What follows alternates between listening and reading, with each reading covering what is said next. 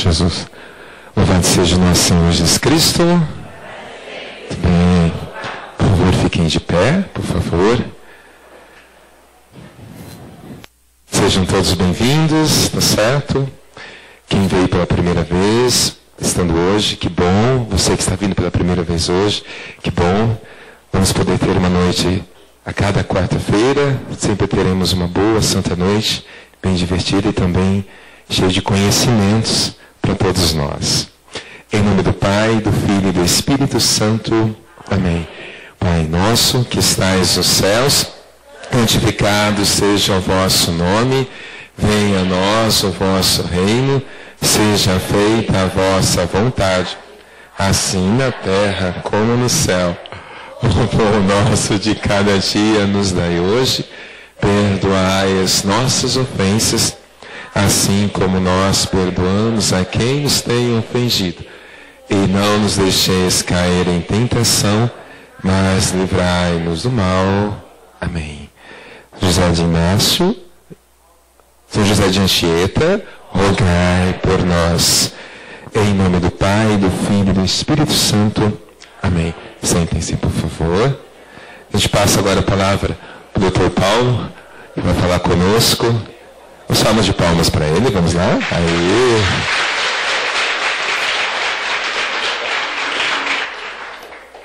Fique bem.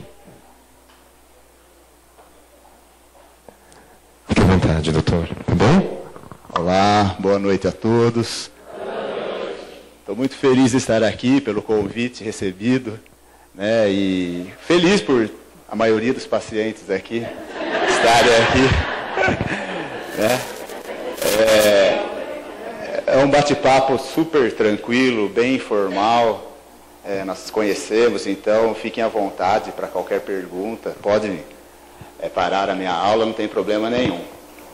Hoje, a respeito de um tema super comum, né, no nosso dia a dia, que é a respeito da hipertensão arterial e suas complicações, né? Isso é uma coisa muito importante. O cardiologista assim, se depara com isso toda hora, todo momento, no consultório, no postinho, né? É uma coisa muito frequente. Eu queria que... Quer ver? Você não vem aqui passando para mim? Você vai passando? Senta aqui, você vai passando. Vai. Isso. Então vamos lá. Queria perguntar para vocês, hipertensão. O que é isso? Né? Todo mundo sabe o que é pressão alta, mas qual o conceito de uma hipertensão arterial? Né? Vamos para o segundo, por favor. Então o conceito é aumento dos níveis pressóricos acima do recomendado para uma faixa etária e uma condição clínica. Né? Por que isso? Porque isso tem uma variação muito grande. Antigamente, tinha a história do 12/8, né? Falava, a pressão tem que ser 12/8. Hoje as coisas mudaram, né? Nem sempre uma pressão 12/8 é uma pressão normal. Né? Tem o paciente que, principalmente o paciente mais idoso, né? É o paciente que tem uma pressão um pouquinho mais alta. Né? Por exemplo, 14/9 hoje seria considerado uma pressão absolutamente normal pela Sociedade Brasileira de Cardiologia. Então, essa história de 12/8 já caiu por terra. Né? É claro que, se você pegar uma moça jovem, geralmente a pressão dela é um pouco mais baixa. Né? Temos pessoas com 10 de pressão, 11 de pressão, que é absolutamente normal. Né? Nem sempre... Então, a pressão que a minha pode ser igual à tua, né? Então, cada um tem um nível de pressão. Depende muito da faixa etária, né? Depende muito da raça da pessoa, depende muito se ela tem algumas outras comorbidades associadas. Então, isso é uma coisa muito importante para a gente. Né? Próximo. Olha lá. Isso daí é um dado epidemiológico mundial e brasileiro, tá? Cerca de 7 milhões de mortes ocorrem devido à hipertensão arterial no mundo, por ano. Então, note que é uma doença que mata muito. Né? E no Brasil, em torno de 22% a 44% da população é hipertensa. Olha que interessante. A hipertensão é uma doença que ela aumenta com a idade. pessoas acima dos 70 anos, 70% são hipertensas. Então, olha que coisa extremamente comum, né? Isso acontece também com o diabetes e com as outras doenças crônicas, né? Diabetes vai ser, provavelmente, a próxima aula acho que vai ser de diabetes, né? Doutora Ana, né? Quarta-feira que vem. Então, isso eu queria mostrar para vocês a importância da hipertensão, né? Como uma doença que gera muitas mortes, né? Uma doença que mata muito mesmo. Próximo. Então, vamos lá. O que é hipertensão arterial? Hipertensão arterial, ou chamado pressão alta, né, é a pressão que o sangue faz nas paredes das artérias, né? Quando o sangue passa, ele causa um abaulamento nas paredes das artérias, e essas artérias por si também têm uma contração, e essa contração com o movimento do sangue é que faz com que apareça a pressão, né? Então vamos lá, olha lá. Quando a pressão alta é quando a pressão que o sangue faz às paredes das artérias para ele se movimentar é muito forte, ficando acima dos limites da normalidade. Então esse é um conceito de hipertensão arterial. Próximo. Olha que interessante essa fotinha. Seria o coração bombeando sangue, né? O sangue circula pelo corpo graças ao efeito de bomba do coração. Nosso coração é uma bomba. Essa bomba ela impulsiona o sangue, né? E esse sangue ele entra em contato com o vaso sanguíneo, né? E essa sístole e diástole faz com que nós temos o aparecimento da hipertensão. Próximo. Olha que interessante esse slide. Olha lá, o coração trabalha em dois tempos, tá? Um tempo que é quando ele enche, que chama-se diástole, e quando ele contrai, que é a sístole. Quando ele enche, é a pressão mínima. Todo mundo pergunta, o que é a pressão mínima e o que é a pressão máxima? Né? A pressão mínima é quando o coração enche de sangue. E a pressão máxima é quando o coração contrai. Né? Isso é uma dúvida que geralmente a gente tem muito, né? Então, olha lá. Primeira a diástole e a segunda a sístole. Graças a esses movimentos de contração e dilatação, o sangue circula permanentemente pelos vasos sanguíneos, artérias e veias. Então, aí que vai começar a mostrar o que é a pressão máxima e o que é a pressão mínima. Quando o coração enche de sangue, enche é a pressão mínima. Quando o coração contrai, é a pressão máxima. Próximo. Olha lá. A pressão arterial, olha lá, é a pressão que o sangue exerce nas paredes das artérias. Ela é medida em milímetros de mercúrio. Por isso que fala 130 por 80 milímetros de mercúrio. Tá? Ao se medir essa pressão, se determinam duas pressões. Olha lá, quando o coração se contrai, como nós falamos agora, é a sístole que é a pressão máxima. Quando ele se dilata, ele enche de sangue, é a mínima. Próximo. Agora aqui, ó, cifras normais e cifras elevadas. Resumindo para vocês hoje, o novo consenso europeu e americano mostra que pressão normal até os 60 anos, até 14 por 9, normal. Acima dos 60 anos, até 15 por 9. Então teve uma mudança nesses níveis de pressão. Antigamente, como eu falei para vocês, achavam que a pressão teria que ser um pouco mais baixa. Só que o que aconteceu? Foram feitos grandes estudos e mostraram que se você abaixa muito a pressão, principalmente do idoso, o idoso começa a cair. Aí ele cai, ele quebra uma perna, ele bate a cabeça, ele acaba tendo mais complicações do que se a pressão dele ficar um pouco mais alta. Então, notaram que a pressão, sendo uma pressão em torno mais ou menos de 14 por 9 até os 60 anos e 15 por 9 acima dos 60 anos, você tinha um benefício maior. É muito comum o paciente idoso queixar de tontura. Né? Na hora que ele vai levantar, ele fala, doutor, na hora que eu levanto me dá uma tontura, fico mal mesmo. Por que isso? Porque isso daí chama-se pressão postural, né? Hipotensão postural. Na hora que ele faz um movimento brusco, a pressão dele tem uma ligeira queda e ele tem quase que ele chega a cair. Então, com essa mudança desses níveis, tenta diminuir um pouquinho isso daí. Então, a pessoa acaba tendo menos tontura, acaba caindo menos e tendo menos complicação. Por exemplo, uma fratura de fêmur numa pessoa idosa é terrível, né? Um TCE, um trauma, né, crânioencefálico numa pessoa idosa é muito perigoso. Então, por isso que teve essa mudança. Tá? Hoje, então, 14 por 9 até os 60 anos. Acima dos 60 anos, até 15 por 9. Próximo. Então, aqui era uma classificação. Como eu falei, já teve algumas mudanças. Mas, a partir do estágio 1, 2, 3, que é os níveis de pressão. A maioria das pessoas se enquadram entre o nível 1 e o nível 2. Pressão em torno mais ou menos de 14 a 16. Essa média que é a grande maioria da população. Porém, nós encontramos aí em algumas pessoas uma hipertensão severa, que é uma hipertensão mais grave. Essa hipertensão é perigosa porque ela costuma acometer os órgãos-alvos do coração, que são a visão, a cabeça, o coração, os rins e a circulação. Então, pessoas que têm uma hipertensão do estágio 3, que é considerado uma hipertensão grave, são pacientes que têm que ter um cuidado maior, tomar mais números de remédios, ter uma alimentação mais regrada, tudo isso daí. Porque ele tem o maior risco de desenvolver uma doença grave.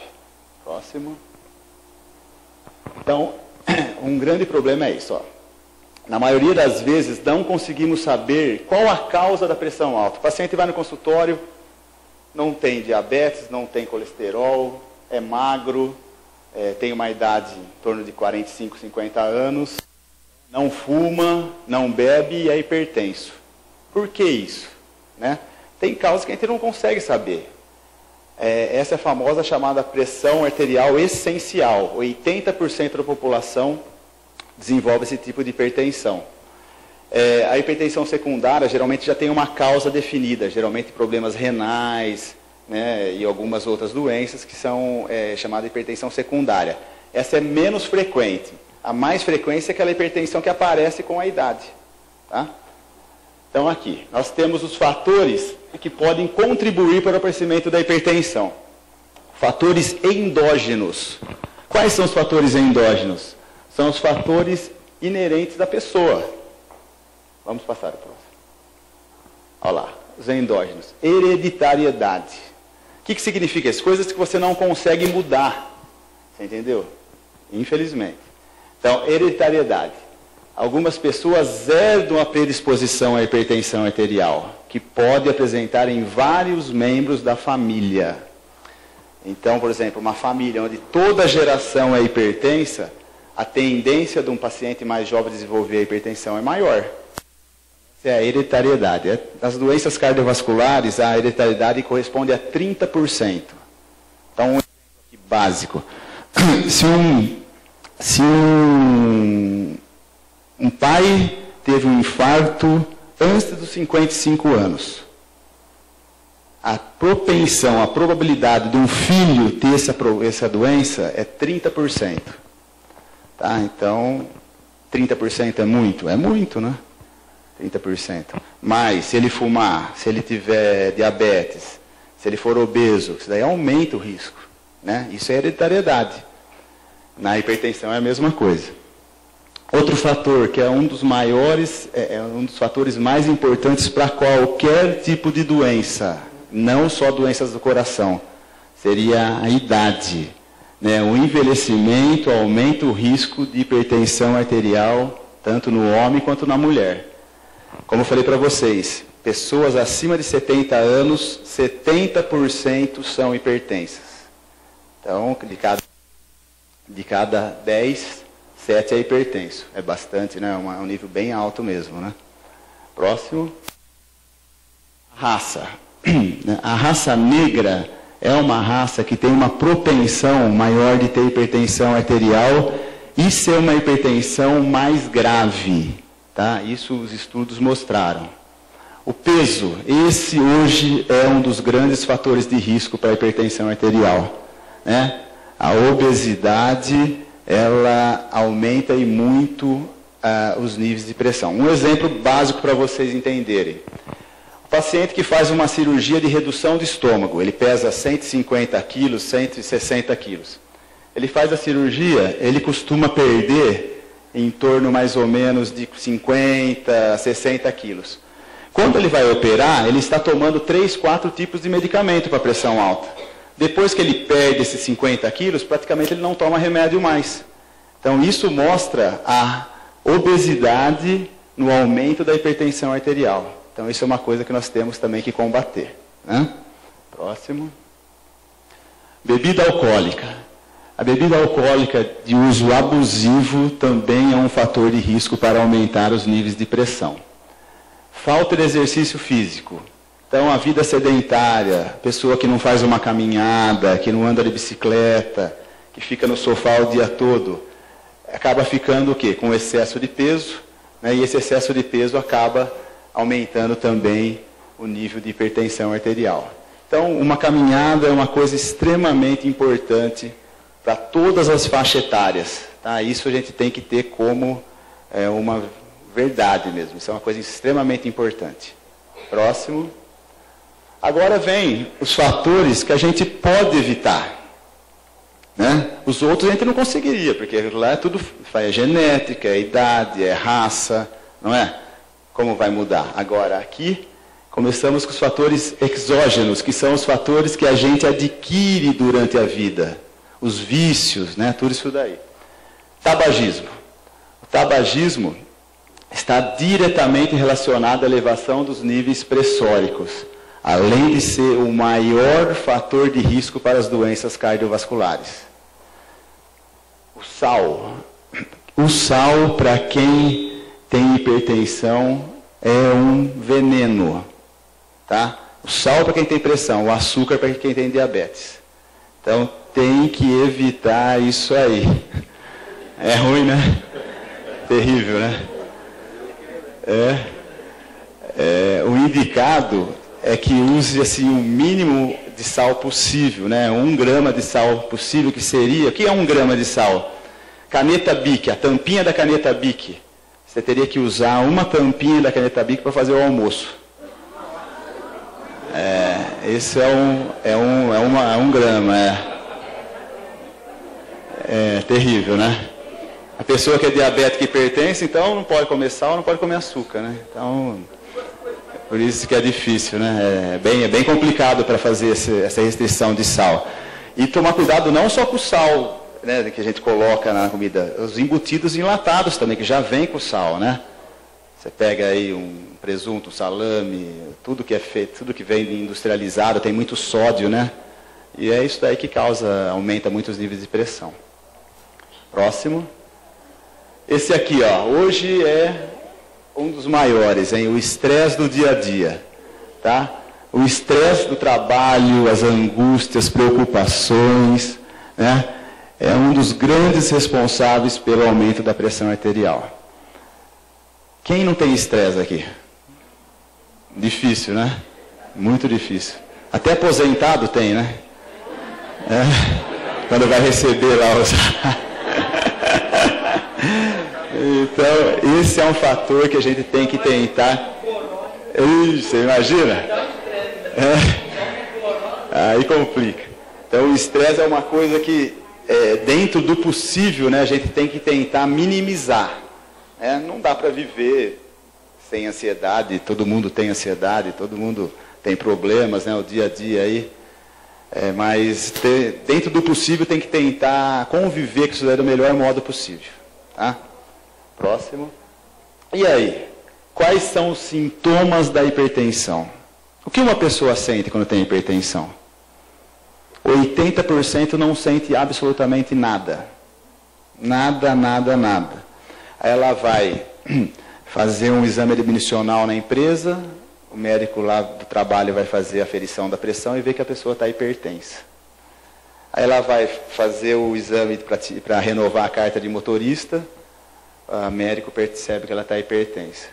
Ou nesses programas de saúde, tudo, ou vai no postinho, tudo, mas assim, geralmente a maioria das pessoas não tem sintomas nenhum de hipertensão, descobre no exame de rotina mesmo. Por isso que é importante, mesmo a pessoa que não é hipertensa, né, cada mês, uma vez, ou por mês, ou a cada 2 meses, verificar a pressão para ver como que está. Depois nós vamos conversar um pouquinho a respeito disso daí. Então, Volta só um pouquinho. Então lá. Geralmente não existem sintomas que sejam relacionados apenas à hipertensão. Próximo. Um dos sintomas que a pessoa pode apresentar seriam esses, né? Dores de cabeça e na nuca, tá? Esse é um dos sintomas. A pessoa fala que tem um peso na nuca, né? E uma dor de cabeça pode estar relacionado com a hipertensão, mas nem sempre, né? Tem pessoas que têm crise de enxaqueca, tudo, e não tem pressão alta, né? Hemorragia nasal também pode ser um sinal de hipertensão. Pessoa que tem sangramento no nariz. Porém, essa época, não chove faz muito tempo, o tempo está muito seco, mesmo sem ter hipertensão, você pode ter um sangramento nasal. É que quando a pessoa tem um sangramento, acaba ficando nervosa de ver todo aquele sangue sair, a pressão acaba subindo um pouquinho. Mas é um dos sinais que a gente tem que ficar de olho também. Outro, cansaço excessivo, visão turva, náuseas e tonturas também podem estar relacionadas com o aumento da pressão. Mas veja bem, nem sempre isso, viu? Então, a pessoa não tem que ficar esperando um dos sinais desse para verificar a pressão, né? Nós temos que ter um controle para sempre estar acompanhando isso.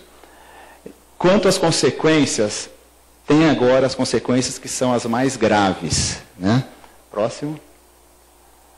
Então, quais são as consequências da pressão no corpo humano? Né? Quais são os órgãos que a pressão alta pode lesar? Vamos começar aqui de baixo para cima, então. Olha lá. Lesões nas artérias das pernas. Né? A hipertensão ela pode causar doenças vasculares, aneurismas, estenoses nas artérias. Ela pode causar úlceras nas pernas, entendeu? Então, por ela ser uma doença crônica, ela mexe muito com a parte circulatória do nosso corpo. Subindo um pouquinho, temos os rins. A hipertensão hoje é a principal causa que leva o paciente à hemodiálise. Então, tem que tomar muito cuidado, tratar bem a hipertensão para não evoluir com uma insuficiência renal crônica aí, que aí é terrível, a pessoa tem que fazer hemodiálise 3 vezes por semana, a qualidade de vida cai muito. Então, os rins, eles podem tanto causar a hipertensão, né, se for uma hipertensão secundária, o paciente, por exemplo, nasce com uma doença renal, ou desenvolve durante a vida uma doença renal, como ele pode ser lesado pela hipertensão e evoluir para um quadro de uma insuficiência renal crônica, aí, que é um quadro bem dramático. Subindo um pouquinho, temos o coração. Olha lá.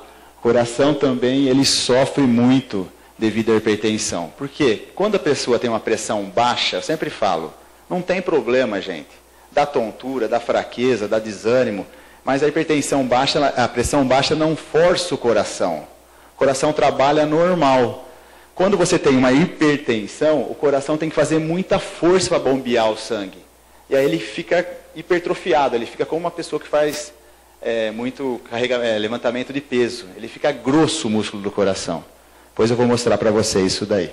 E uma das consequências pode ser o infarto, a insuficiência cardíaca ou as arritmias.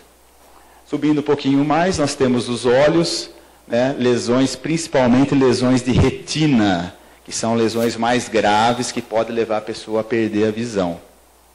E por último, o cérebro, que aí a grande causa de doenças vasculares cerebrais é a hipertensão, que é o tão temido AVC, né? Que tem o AVC, que se antigamente chamava derrame, AVC hemorrágico, quando você tem uma artéria que estoura, né? E forma aquele sangue, aquele coágulo na cabeça, e tem o AVC isquêmico, quando você tem um entupimento de uma artéria na cabeça.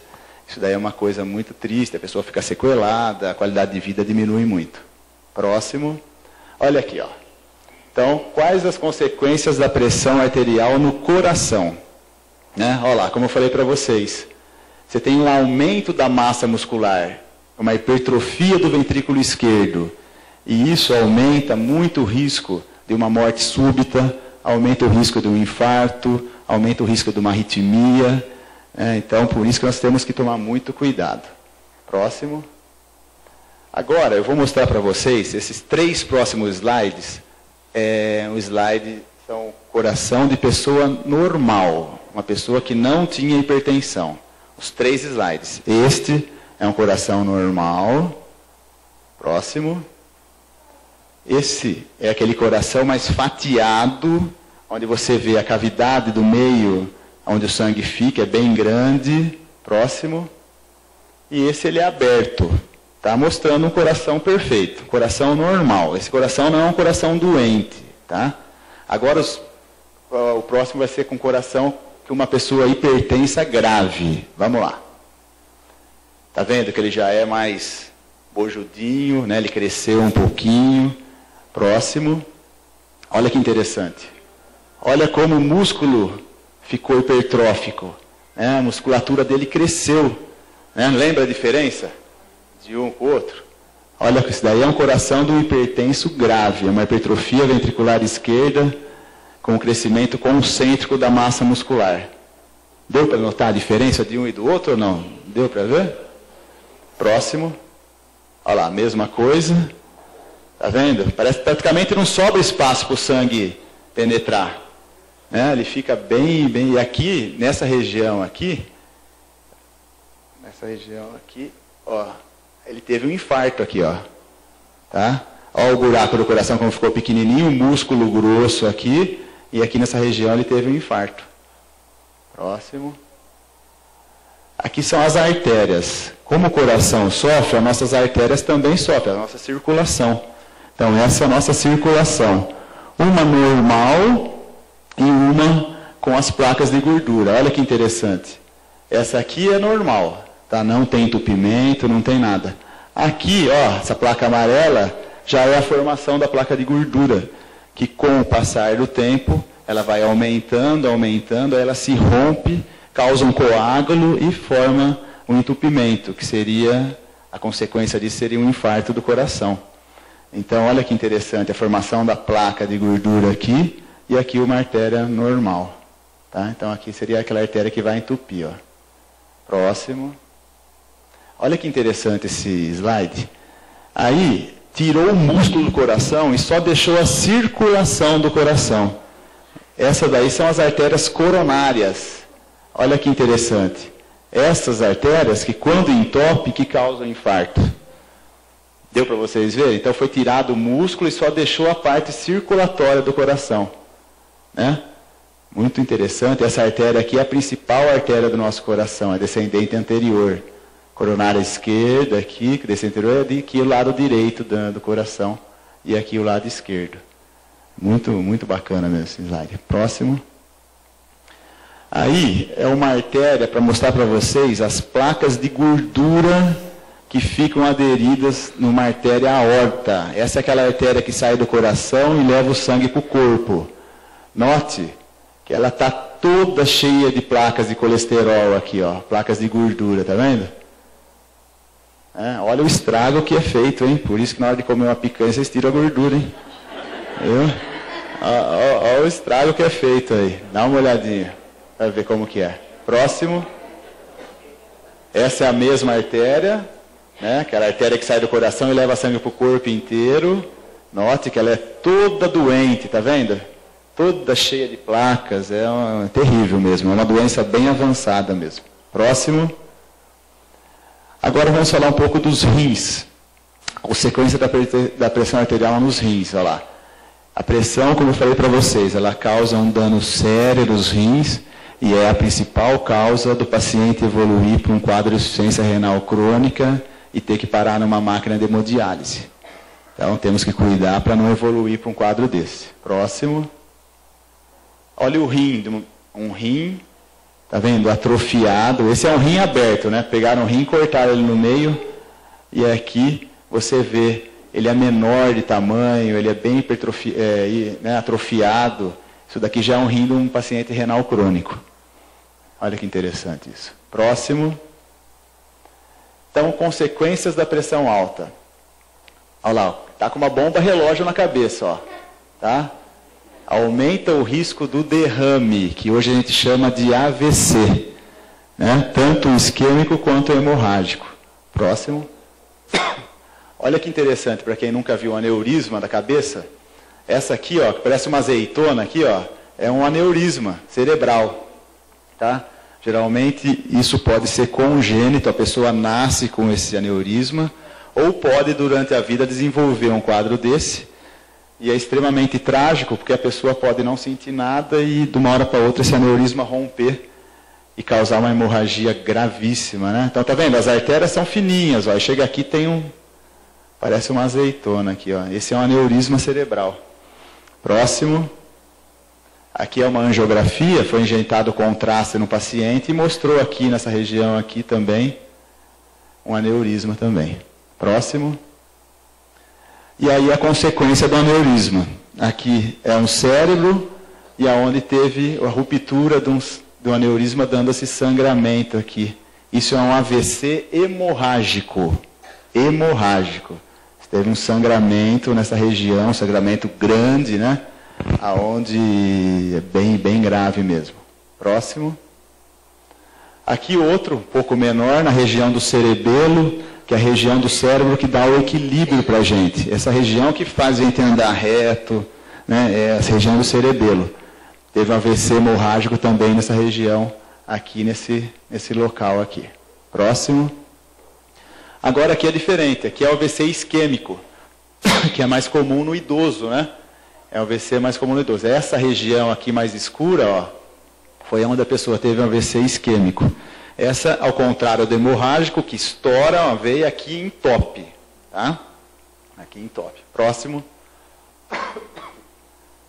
Agora vamos falar um pouco das consequências da pressão alta na visão, tá? O que causa na visão? Próximo. Olha que interessante, esse é um exame de fundo de olho, tá? Onde os oftalmologistas costumam realizar na consulta de rotina, exame de fundo de olho.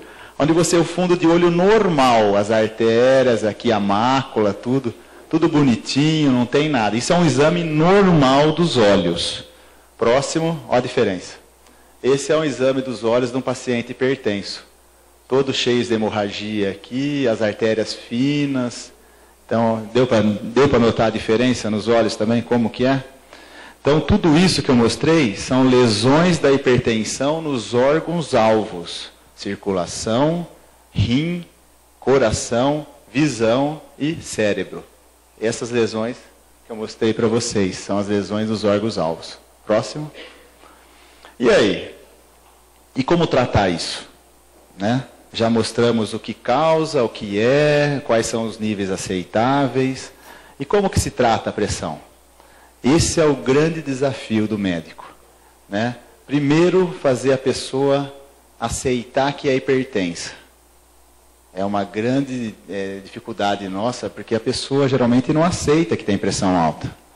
Por que eu tenho pressão alta? Eu não tenho nada, eu não como nada errado, eu sou magro, eu não tenho nenhuma outra doença, né? E por que eu tenho pressão alta? Então você tem que conversar, explicar que a hipertensão é uma doença muito comum, que ela costuma aparecer com o aumento da idade, e tem que tratar, não adianta.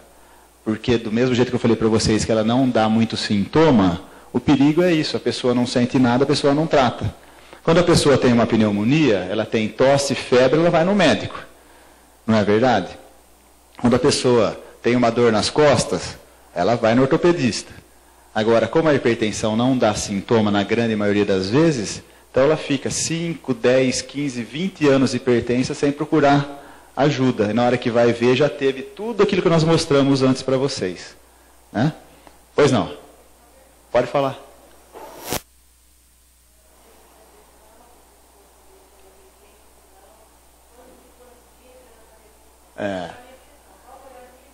Olha, não tem horário, né? Porque se você não é hipertensa, a tua pressão é normal em qualquer horário do dia. E se você é hipertensa, ela vai ser alta também em qualquer horário do dia. Então, o horário não tem problema. Agora, nunca uma medida de pressão só dá diagnóstico de hipertensão arterial.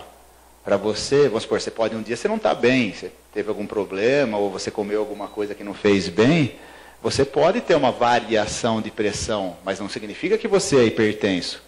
Para você ser hipertenso, você teria que ter pelo menos alguns dias com a pressão alta, né? E você estando bem de saúde. Não adianta você estar gripado, tomando antibiótico anti-inflamatório, vai verificar a pressão vai dar alterada, porque um dos grandes vilões aí para a hipertensão é o uso de anti-inflamatório, né? E é uma coisa que a maioria, eu tenho certeza que se eu perguntar aqui, 90% já tem costume de tomar de vez em quando um anti-inflamatório. Né? Diclofenaco, nimesulide, Tandrilax, Dorflex, tudo isso daí. Esses medicamentos, eles aumentam a pressão. Né? Então, por exemplo, a pessoa está tratando com um medicamento desse, se for verificar a pressão, provavelmente vai dar alterada. Então, teria que ser verificada a pressão no mínimo 3 vezes, né? E ela está sem tomar antibiótico, anti-inflamatório, tudo isso daí. Tá? Olha, então, semana passada estava muito quente, então a tendência, pelo contrário, viu? A tendência da pressão no verão é até cair. As pessoas sofrem muito, principalmente quem tem a pressão com tendência de ser mais baixa, no verão eles sofrem mais. Viu? Tá? Mas pode ter oscilações, aí, principalmente com diabetes também. Né? Então, próximo. Então, vamos lá. Como deve ser a medida da pressão arterial? Isso é uma coisa extremamente importante. Não adianta você estar na rua preocupado, você vai ter que pagar uma conta no banco, você está preocupado, você passa no cirinho e fala para ele medir a pressão. Não adianta, entendeu? Você tem que estar sentado, calmo, ficar lá pelo menos 10 minutos, não ter ingerido bebida alcoólica, café ou nenhum alimento por pelo menos 30 minutos antes das medidas, não ter praticado atividade física nos últimos 60, 90 minutos. Então isso é uma coisa que tem que tomar muito cuidado. Né? O paciente chega no postinho lá, mede a pressão para mim, já põe o braço lá. Outra coisa, gente, não pode conversar na hora de verificar a pressão. Né? Você coloca o paciente sentado para verificar a pressão e começa a contar a história, não sei o que, fui em tal lugar, fui em tal lugar. Não pode, você tem que estar quietinho para verificar a pressão. Porque só o fato de você falar, a pressão sobe. Tá? Então tem alguns, nós vamos falar bem a respeito disso. Então lá. Então, ficar em repouso num ambiente fresco e calmo, de 5 a 10 minutos antes de aferir a pressão, não falar durante a aferição da pressão, não ingerir bebidas alcoólicas, café ou os alimentos, e não fumar 30 minutos antes, e não praticar exercícios físicos nos últimos 60, 90 minutos. Isso é uma orientação geral. Tá? A gente tem que tentar seguir isso mais ou menos. Próximo. Como que faz isso? Você pode fazer ou deitado ou sentado. Tá? Esse modo é o modo mais simples, né? A pessoa sentada, apoiado o braço na mesa, tá? Que é mais ou menos, fica o braço mais ou menos na altura do coração. Olha lá, então manter o braço na altura do coração, livre de roupas, com a palma da mão voltada para cima e o cotovelo ligeiramente fletido. Do jeito que aquele senhor está lá. Tá? Se for ter que verificar outra vez, esperar de 1 a 2 minutos antes de realizar a nova medida. Você verificou uma vez, você tem que esperar pelo menos 1 a 2 minutos para verificar outra vez a pressão. Informar sempre os valores para o paciente. Não adianta a enfermeira do postinho falar assim, não, está boa, ou corre para um socorro que está ruim. Tem que falar quanto está essa pressão. Né? Porque para ela pode, vamos supor, ela pode achar que uma pressão de 15/9 está altíssima, se isso pode ser uma coisa normal para o paciente, você entendeu? Pois não. Qual que é mais confiável? O aparelho escuta ou o digital? Ou são os dois falhos? Não. Se a pessoa souber verificar a pressão e o aparelho estiver calibrado, o aparelho que o médico usa não tem falha. Agora, se ele estiver descalibrado, se a pessoa não souber aferir a pressão, e aí a coisa fica mais complicada. O aparelhinho digital lá que se usa, ele não é de todo ruim, mas o grande problema é que muitos, eles são muito sensíveis, então eles disparam 20/12, aí você verifica outra vez, aí está 15/9, aí na terceira vez você põe, aí está 13/8, você me entendeu? Aí você fica meio embaralhado, né? Aí você começa, vai numa farmácia, vai na outra, passa no postinho, aí vira aquela bagunça que você acaba parando no pronto-socorro. Então, assim, tem que tomar muito cuidado com isso daí. Tá? Outra pergunta. O senhor falou, por exemplo, inchaço nas pernas, também? Inchaço nas pernas?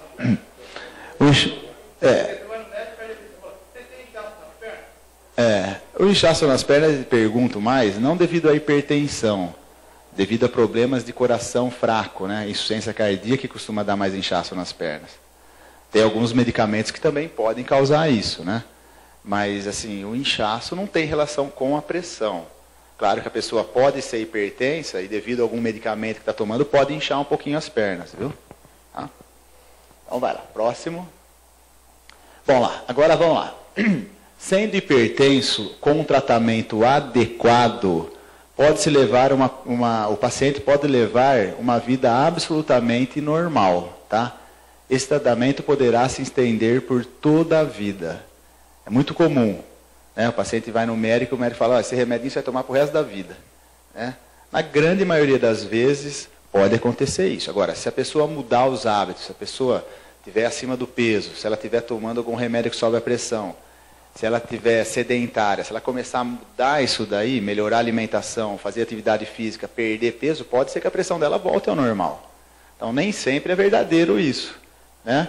Pode se estender para o resto da vida, mas nem sempre isso daí é uma verdade. Próximo. Olha lá, tratamento não medicamentoso, né? Esse tratamento não medicamentoso é o tratamento que todo mundo deve fazer. É um tratamento onde você vai mudar os hábitos de vida do paciente. Você vai tentar colocar para ele hábitos de vida saudáveis, né? Então, esse não medicamentoso todo mundo tem que fazer. Próximo. Falamos agora um pouco sobre a alimentação. Então, vamos falar um pouco sobre o que a gente come lá. Um fator muito importante para o tratamento da hipertensão. Ela exigirá algumas privações, mas ao longo do tempo a gente vai se acostumando. A gente vai se acostumando a comer melhor, a comer comida com menos sal. Não é verdade? Então vamos lá. Aí, ó. Fuja do sal. Olha lá, o rapazinho colocou até um guarda-chuva em cima, olha lá. Tá? Esse é o vilão para quem tem hipertensão arterial. Tá? Reduz a ingestão de alimentos com muitas calorias, ricos em gordura animal, enlatados e embutidos, né, que já tem o sal dentro do alimento, né, principalmente alimentos ricos em sódio. Tudo que é industrializado tem sódio. Até o suco de laranja que vocês compram aquele suco de laranja pronto tem sódio. Né, refrigerante, tudo isso daí. Então tem que tomar muito cuidado. Próximo. Olha lá. Qual que é a dieta para os hipertensos? O que é recomendado? Frutas frescas e sucos, verduras frescas, aves, pescados, carnes magras e cereais. Veja bem, eu sei que isso daí também não dá para comer todo dia, tá? Mas a gente tem que tentar colocar isso daí na nossa alimentação, tá? Para tentar melhorar um pouquinho. Próximo. Olha lá, prefiro alimentos frescos que tenham pouco sal. Né? O que significa isso? Não comprar coisa pronta, gente. Fazer em casa a comida. Tá? Eu sei que é mais simples a gente comprar os alimentos prontos, mas a gente tem que tentar fazer em casa. Olha lá. Muitas pessoas conseguem controlar a sua pressão apenas com uma alimentação apropriada. Está vendo? Quem sabe, melhorando a alimentação, a pressão abaixa. Próximo. E o que não é recomendado? Olha lá. Vocês vão ver que são todas coisas gostosas, né? Frituras, creme de leite, maionese, embutidos, salsicha, linguiça, presunto, mortadela, salame, banho em enlatados. Quer dizer, é o que a gente estava conversando até agora, né? A gente tem que tentar minimizar o uso disso daí, né? É muito comum, né, hoje em dia, a gente acabar tendo uma alimentação dessa, né? Muito comum. Próximo. Deve-se totalmente abolir a bebida alcoólica. Por que isso? Porque o álcool, principalmente o álcool em excesso, ele aumenta os níveis da pressão arterial. Né? A pessoa que bebe muita cerveja, você pode reparar que é uma pessoa que está inchada, né? Isso daí, você tem uma retenção hídrica e você aumenta a pressão arterial. Além do mais, a pessoa que bebe, ela acaba não tomando certo remédio. Porque lá ele acha que o remédio, que a bebida vai tirar o efeito do remédio. Isso daí é uma coisa que eu escuto todo dia. Então ele deixa de tomar o remédio para ingerir bebida de álcool. E isso é um perigo. Tem uma coisa muito perigosa também, que o paciente fala assim, eu tomo remédio de pressão de segunda a sexta-feira. Sábado e domingo eu não tomo. Mas por que você não toma? Não, porque sábado e domingo eu tomo cerveja, sábado e domingo o dia inteiro. Então, quer dizer, isso é um erro, porque nesses 2 dias que ele ficou sem tomar o remédio, é onde você pode ter um pico de pressão e estourar uma veia na cabeça. Você entendeu? Aí ele não vai fazer nunca mais nada, né? Então tem que tomar muito cuidado com esse final de semana aí, hein? Próximo. Olha lá. Exercícios são muito importantes. Todo mundo trabalha, né? Quem não trabalha, quem está aposentado, tem que cuidar da casa, tem seus afazeres. Mas nós temos que nos organizar para conseguir fazer pelo menos 1 hora por dia de atividade física. Tá? A gente nota aqui a plateia, já são pessoas que têm uma idade um pouquinho mais avançada, né? E o exercício... Não, nem todos, né? Nem todos. Nem todos, mais ou menos. Tem algumas exceções aí, né? Olha lá. O Pipo tá com cabelo branco lá. Então, o exercício fundamental para vocês seriam exercícios de intensidade leve. Um exercício bom seria dançar, tá? Dançar seria um excelente exercício, né? Dançar, gente. Vamos dançar, que dançar é bom. Não cai, não. A dança é um exercício bem indicado, né? A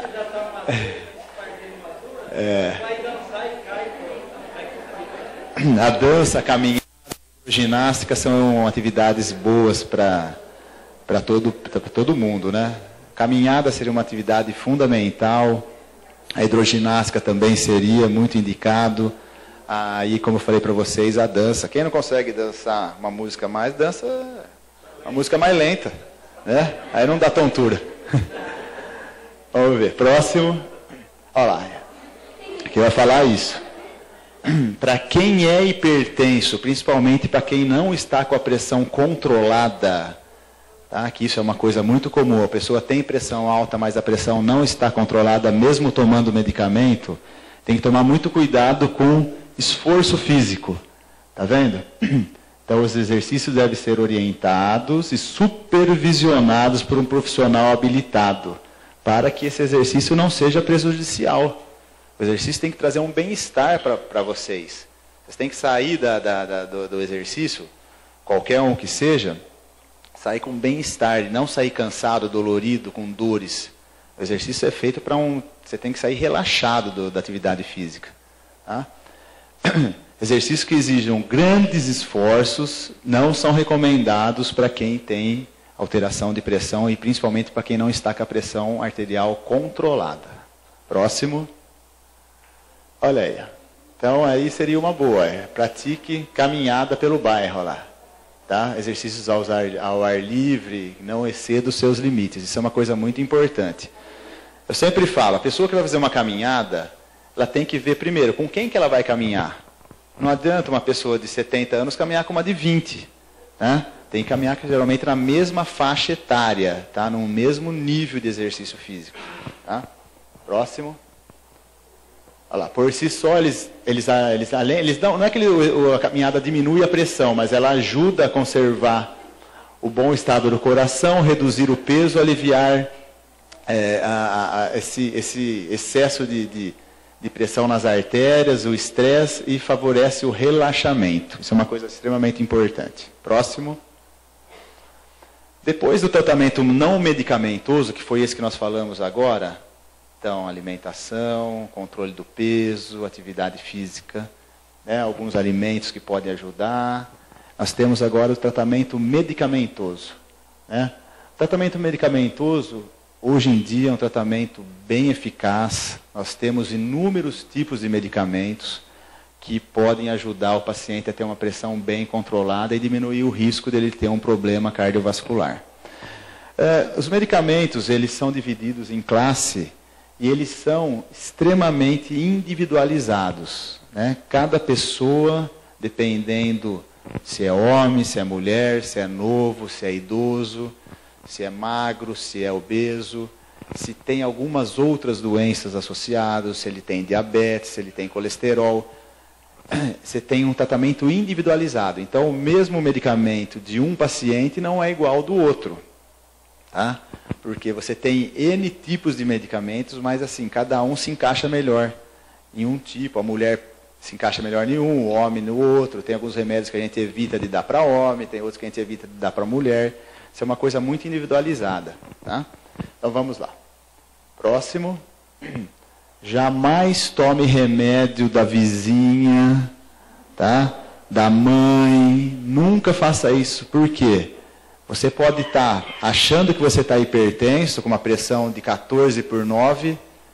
Você acha que está hipertenso. Aí você vai lá, toma um captopril da tua mãe.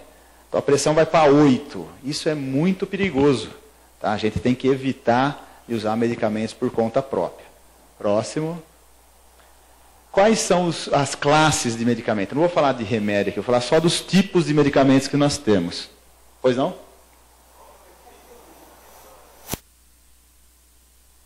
Então, agora eu vou falar para você aqui as classes que têm os efeitos diferentes, tá? O primeiro um dos mais antigos medicamentos para controlar a hipertensão é a classe dos diuréticos. Esses são os medicamentos mais baratos, que tem na rede pública. Um remédio bem antigo mesmo, os diuréticos têm mais de 50 anos já em uso, né? Então, os diuréticos, o principal diurético que a gente usa para controlar a hipertensão é o hidroclorotiazida. Né? Qual o mecanismo de ação dele? O diurético, ele diminui a retenção hídrica no corpo, e pelos rins, né? ele estimula o rim a você aumentar o volume urinário e, consequentemente, com isso, você reduz um pouco os níveis de pressão. O diurético hoje, ele já é um remédio mais coadjuvante no tratamento. Antigamente, se tomava só diurético. Hoje você usa ele numa dose pequena para ajudar o outro medicamento a controlar a pressão. Tá? Isso daí eu vou comentar daqui a pouquinho. Então, primeira classe são as classes dos diuréticos. Segunda classe é a classe onde se enquadra o nosso grande conhecido, acho que todo mundo já ouviu falar do captopril. O captopril é um remedinho bem antigo, foi descoberto aqui na Faculdade de Medicina de Ribeirão Preto. Como ele é um efeito vasodilatador, os pesquisadores descobriram esse remédio usando veneno de cobra, porque o veneno de cobra ele tem uma vasodilatação, então com esse estudo descobriram esse medicamento chamado captopril, que é todos que terminam em pril, enalapril, captopril, lisinopril, eles são vasodilatadores. Eles dilatam as artérias e com isso a pressão cai.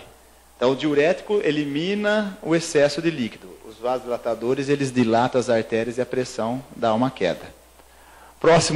Os próximos são os bloqueadores, que são os losartanas. O losartana também é um medicamento bem conhecido. Ele ajuda a controlar bem a pressão, um remédio que tem poucos efeitos colaterais. Diferente do captopril, muitas pessoas tomam e tem tosse. Fica uma pigarrinha chata, que parece que tem um bichinho na garganta, principalmente à noite. Quando a pessoa tem isso, a gente dá o losartana, que ele não tem o efeito colateral da tosse. E ele controla muito bem a pressão. Próximo são os bloqueadores do canal de cálcio, que é a nifedipina, que antigamente chamava de Adalate. Tem a lodipina também, que é um medicamento onde você tem uma vasodilatação também e ajuda bastante. Outro bem conhecido são os inibidores adrenérgicos, que é o famoso atenolol, propanolol, que é um remédio usado também com muita frequência, que é um beta-bloqueador, a gente costuma usar bem para mulheres, principalmente mulheres mais jovens que têm o coração muito acelerado. Isso é um bom medicamento para ser usado. E esses outros vasodilatadores aí, que é a hidralazina, já são medicamentos bem menos utilizados. A gente deixa para casos especiais. Certo? O Lasix é dos diuréticos. Só que o Lasix ele não é um bom antihipertensivo.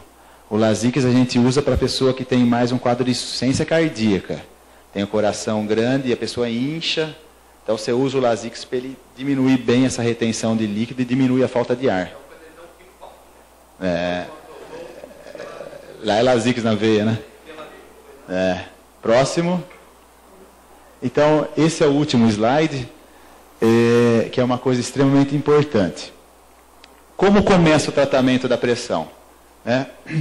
O tratamento da pressão, dependendo do nível da pressão da pessoa, se for um nível 1, que é um estágio leve, você começa com um remedinho só. Então você dá um tipo de remédio e controla a pressão bem. Agora, tem aqueles estágios 2, estágios 3, que a gente já inicia o tratamento com mais de um medicamento. A gente já entra com medicamento combinado, que a gente fala, onde é uma associação de um diurético com um beta-bloqueador, de um diurético com um inibidor de ECA, que são, geralmente associa duas classes de medicamento para potencializar o efeito deles, para você conseguir abaixar melhor. Então, olha lá, o tratamento deve ser iniciado em monoterapia, em baixa dose, e nunca entrar com um medicamento forte de cara com uma pessoa que é hipertensa. Primeiro você tem que ver a resposta dela ao medicamento. Se ela tem uma resposta boa ao remédio, você vai ajustando devagar a dose. Não pode chegar, é o que eu sempre falo, tem que tomar muito cuidado com o pronto-socorro, principalmente se você... o médico lá quer se ver livre logo de vocês, entendeu? O que acontece? Chega lá com uma pressão de 15, que eu falei para vocês que é uma pressão normal acima dos 60 anos, o protonista manda fazer um Lasix na veia, um captopril sublingual e um Adalate. O que acontece? A pressão que estava 15, a pessoa estava bem, não estava sentindo nada. A pressão vai para 8, é um perigo ela ter um AVC. Você entendeu? Porque falta sangue na cabeça. Então tem que tomar muito cuidado. Por isso que eu falo, se você já é hipertenso, você toma teus remedinhos, se a pressão subir um pouquinho, toma mais um comprimido. Tá? Evita de ficar indo toda hora para pronto-socorro, porque isso daí é um perigo, viu? A gente vê muita coisa que acontece lá a troco de nada, né? A pessoa está bem, não está sentindo nada, está com 15, 16 de pressão, toma teu remédio em casa.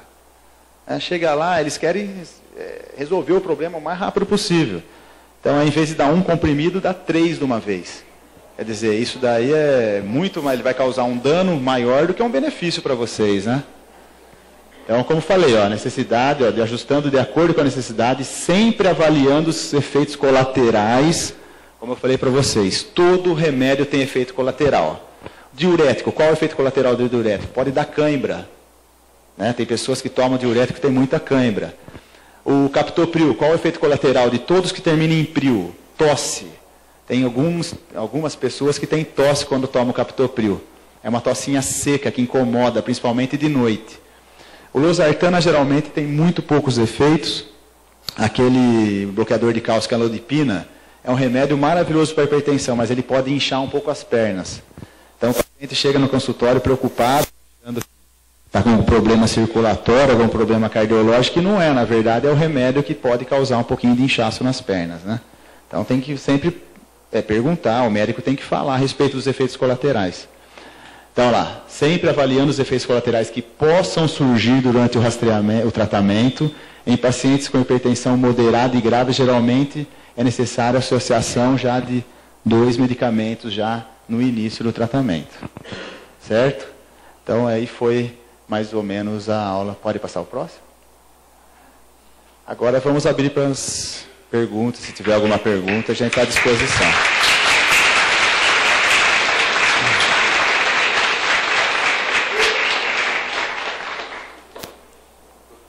Doutor, um pouquinho de água. Nós vamos estar abertos às perguntas. Vamos fazer 4 perguntas. Tá bom? 4 pessoas. Tá bom? A senhora vai ajudar a ver.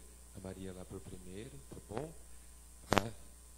Ele foi bem tranquilo aí. Espero o padre chegar. Tá? Vamos ver. Boa noite. Boa noite. O que acontece com os BCAAs, creatinas da vida no coração? Então, O microfone mais pertinho. esses medicamentos usados para quem faz academia, você diz, né? Isso. Então, para o coração, o problema são os hormônios. Tá? A pessoa que usa hormônio, isso é o grande perigo. Por exemplo, uma coisa extremamente perigosa, principalmente para a mulher, é a mulher que toma pílula e fuma. Tá? Isso é uma coisa extremamente grave, onde você pode desenvolver uma trombose, né? Que é a principal causa de embolia pulmonar. Isso é uma coisa triste, porque acomete mulheres jovens Então é uma parte mais hormonal, né? A pílula tem uma quantidade de hormônio, você associa isso ao cigarro, você potencializa esse efeito de ter um problema circulatório que pode culminar com uma embolia pulmonar, que é uma coisa extremamente grave. Como você falou, as creatinas, os medicamentos que são usados pré-treino, os aminoácidos, aqueles em base de aminoácidos, o whey, tudo isso, não que ele cause um problema cardíaco, né? O grande problema dele é que, principalmente esses pré-treinos aí que são termogênicos, né? Eles têm uma quantidade muito grande de cafeína. E essa cafeína, tem pessoas que são muito sensíveis a ela. Então pode causar taquicardias, arritmias, entendeu? Que é uma coisa que pode trazer algum malefício para o coração. Não, dilatador não, ele funciona como um estimulante mesmo, entendeu? Hã? O NO2 sim, ele é um ácido nítrico, né? Ele é um vasodilatador. Mas eu não sei se tomando ele, se tem tanto vasodilatação assim, como se fosse inalado, né? Inalado ele tem uma vasodilatação muito importante. Agora, tem que tomar cuidado quem toma muita carga de proteínas é com o fígado e com o rim, né? O rim sofre muito com as proteínas, né? Principalmente se a pessoa tiver alguma alteração na função renal. A pessoa que tem problema de rim, quando vai no médico de rim, ele fala assim, você diminua a carne vermelha, tá? Porque a carne vermelha é muito rica em proteínas, então prejudica muito o rim. E, por exemplo, você toma um whey praticamente só proteína, né? A maioria das vezes, isso daí pode sobrecarregar o rim e o fígado, né? Então, tem que ser uma coisa bem dosada, orientada para o profissional, bem feito mesmo. Pode ficar tomando. Tinha um paciente que foi na falou que tomava 6 vezes por dia, né? Então, quer dizer, ele vai ficar até intoxicado. Para de comer para tomar só isso, né? Quer dizer, não está certo, né? Tá? Bom, mais alguém?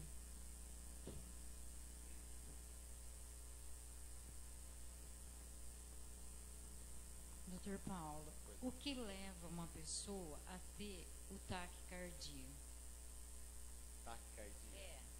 Ó, a taquicardia é quando você tem um aumento dos batimentos do coração, tá? Seria como se fosse uma arritmia cardíaca, né? Quando você tem um aumento dos batimentos do coração. Isso daí tem várias causas, tá? Tem N causas. Tem pessoa que nasce com uma predisposição para ter isso, né? Então, ela já nasce com uma alteração no coração que de uma hora para outra pode disparar uma arritmia.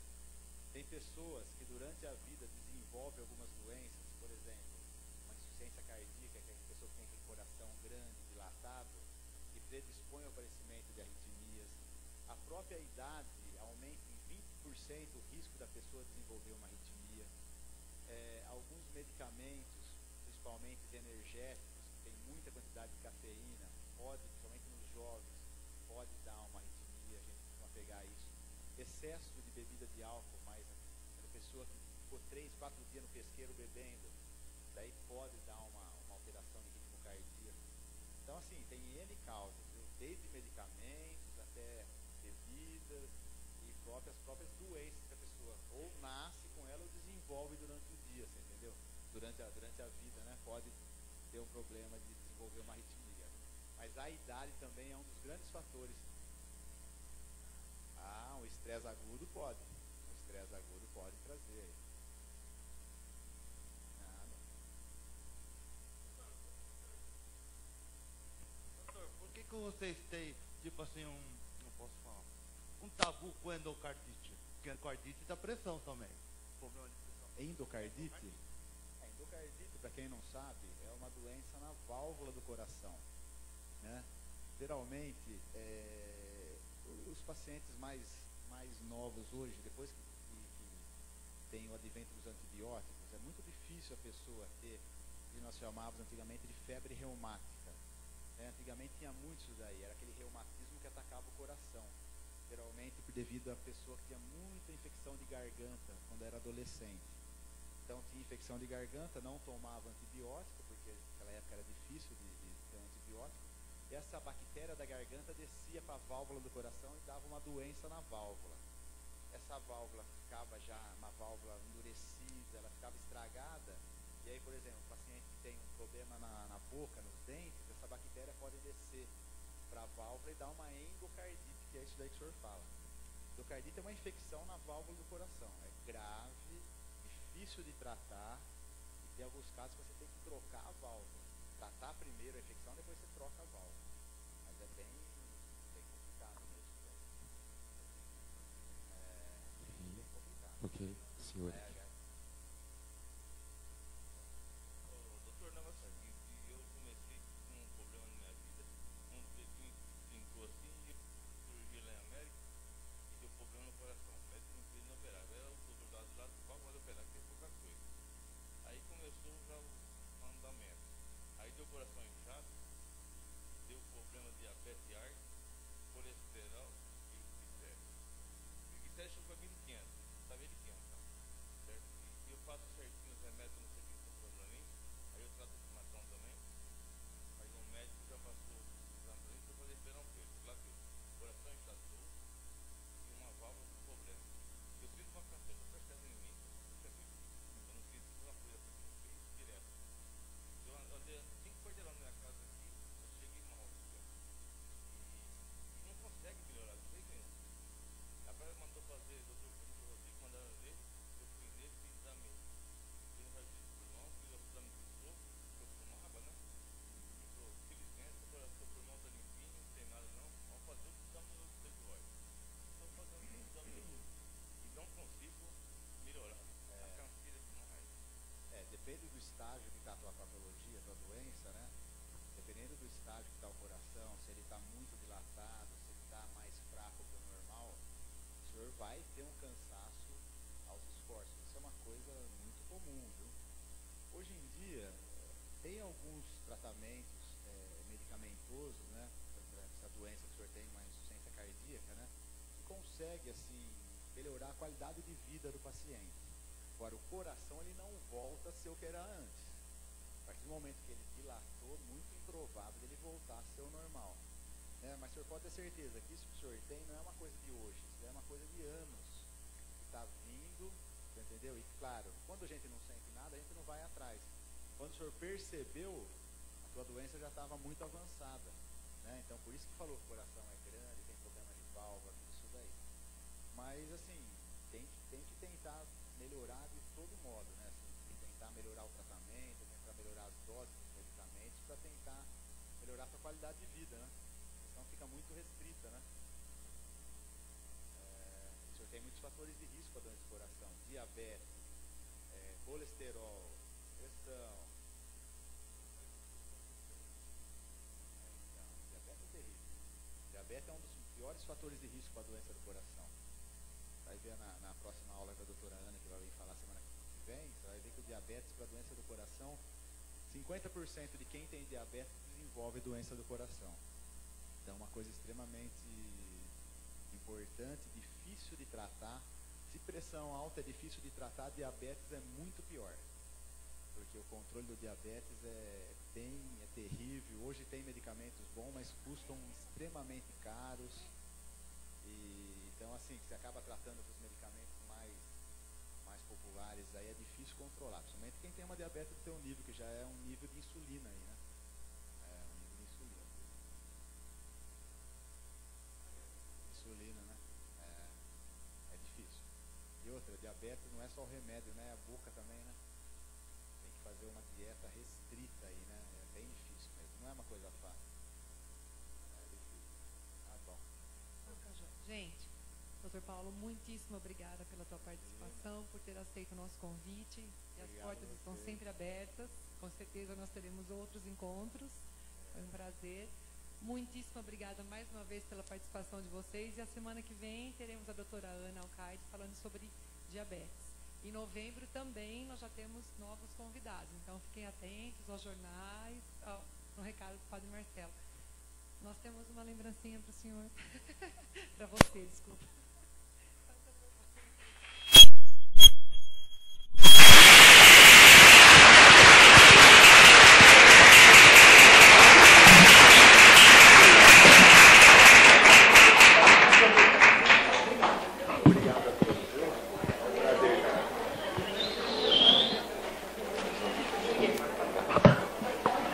Vamos então rezar, né? Aí, tudo bem, fica aqui mesmo.